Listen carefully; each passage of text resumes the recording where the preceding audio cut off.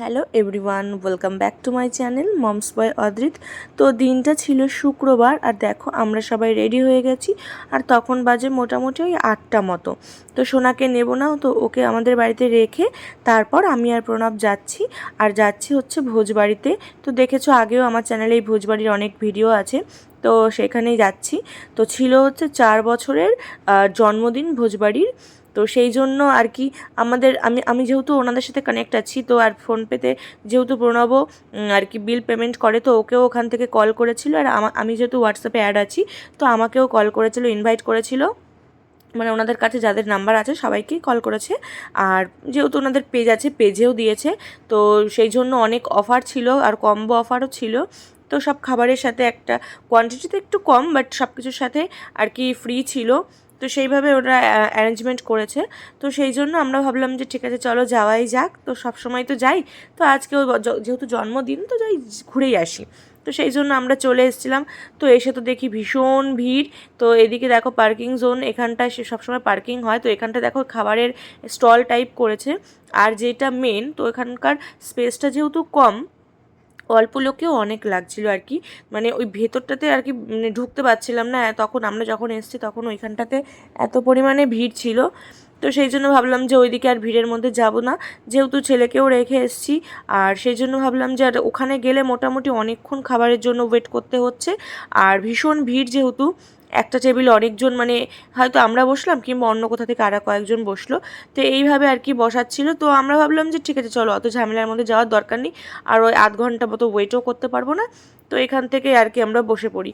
তো এইখানে আমরা নিয়েছিলাম নিয়েছিলাম হচ্ছে বাসন্তী পোলাও, আর তার সাথে ছিল চিকেন কষা, যেটা নিয়েছিল 140 টাকা। তো দেখতেই পেলে কোয়ান্টিটি তোমরা, এই যে বেশ ভালো ছিল খাবার সত্যি বলতে। ভেবেছিলাম যে হয়তো মানে অতটা এরকম অফার দিচ্ছে, হয়তো অতটা মানে টেস্ট হবে না, বাট সত্যি বলতে ভীষণ টেস্টি ছিল। তো আর একটাও আমরা নিয়েছিলাম, তো সেটা বললো একটু লেট হবে, ওটা ছিল কম্বো, অনেকগুলো ছিল একসাথে।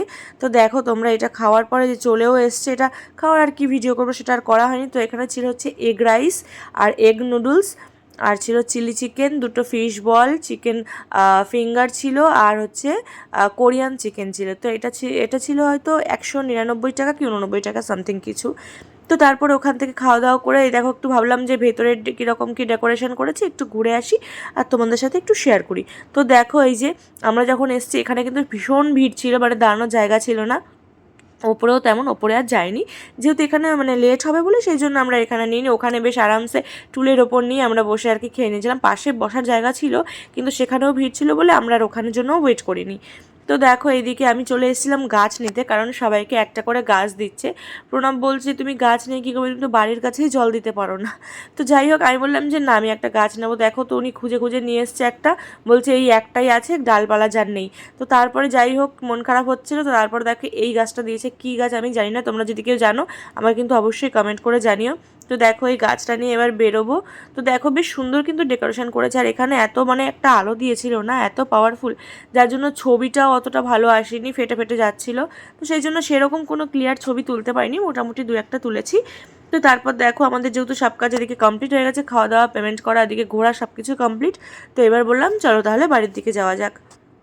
তো এবারে দেখো গাড়িও নিয়ে চলে এসছে, এবার হচ্ছে বেরোবো। আর দেখো তারপর ভাবলাম যে বাড়ির জন্য কিছু নেব। তো এখানে অফার ছিল 99-এ ছিল পিৎজা, তো যেহেতু ওটা একটু সাইজে ছোট হবে সেই জন্য ভাবলাম যে ওখানে সে গড়ে পত্তায় একই হয়, দুটো নিতে হবে, তাই জন্য ভাবলাম যে আর নেবো না ওখান থেকে। তো আমরা এই যে পিৎজা হাটে চলে এসেছিলাম। তো শান্তিপুরে যারা আছো তারা তো জানোই, আর আমরা এখানে বিয়ের আগে অনেকবার এসেছি, বিয়ের পরেও এসেছি। ভীষণ টেস্ট করে এখানকার পিৎজা। তো দেখো সেটাই ভাবছিলাম, দুজনে গল্প করছিলাম যে এখানে বসতাম, এখানে এত গল্প করতাম। তো দেখো ওদিকে দাদাটা বললো যে 10 মিনিট মতো ওয়েট করতে হবে। তো সেই জন্য দেখো আমরা ওয়েট করছিলাম। তো দেখো এদিকে আমাদের পিৎজাও চলে এসেছে, বাড়ির জন্য নিয়ে যাবো, আমরা খাবো না, তো সবাই বাড়িতে ছিল। তো সেই জন্য তো দেখো আর কি বলবো, তো সবাই খুব ভালো থেকো, সবাইকে খুব ভালো রেখো। দেখা হবে খুব শীঘ্রই নতুন আরও অনেক ভিডিওর সাথে, ততক্ষণের জন্য টাটা। আর এরকম ছোটো ছোটো অনেক ভিডিও দেখার জন্য কিন্তু অবশ্যই আমার চ্যানেলটাকে সাবস্ক্রাইব করতে হবে। যারা যারা এখনও করোনি তারা কিন্তু অবশ্যই চ্যানেলটা সাবস্ক্রাইব করে দিও, আর যারা আমার পেজ থেকে দেখছো তারা কিন্তু আমার পেজটাকে অবশ্যই ফলো করে দিও।